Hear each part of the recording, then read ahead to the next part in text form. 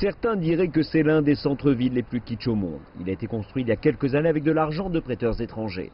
Et ce fut un autre geste qui a suscité la colère des voisins grecs.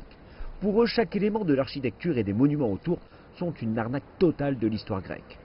Le centre-ville de Skopje a été construit sous le précédent gouvernement qui a insisté sur leur perception du nom et de l'héritage du pays. Il ne pourrait s'intéresser moins à l'objection de la Grèce que le nom Macédoine qui appartiendrait exclusivement à la province nord de la Grèce.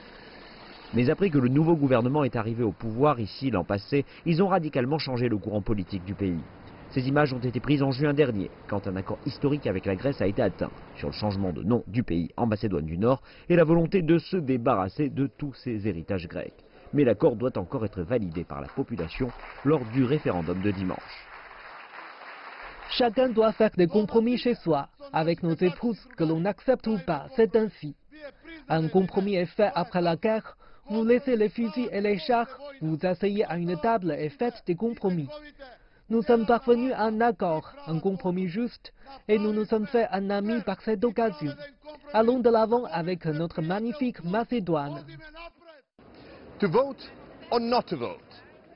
Allez voter ou pas? Telle est la question qu'affronte Skopje à la veille du référendum crucial qui décidera du nouveau nom de la Macédoine. Le pays et sa direction sont profondément divisés sur le vote et quant à savoir s'ils doivent se rendre dimanche aux urnes. D'un côté, le Premier ministre Zoran Zaev, un fervent défenseur du référendum, et de l'autre côté, le président du pays, George Ivanov. Il y a à peine quelques jours, le président macédonien s'est exprimé devant l'Assemblée générale des Nations unies à New York. Il a déclaré que l'accord était injuste pour son pays et avait été obtenu sous l'effet de pressions sévères venant de l'Occident et de la Grèce. Et depuis le siège des Nations unies, le président Ivanov a adressé un message fort à ses compatriotes. Ne perdez pas vos espoirs et votre amour envers la République de Macédoine, car c'est uniquement en tant que pays souverain que nous pourrons protéger notre liberté et la dignité humaine.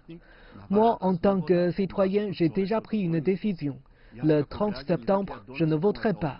Je crois que vous aussi prendrez de sages décisions.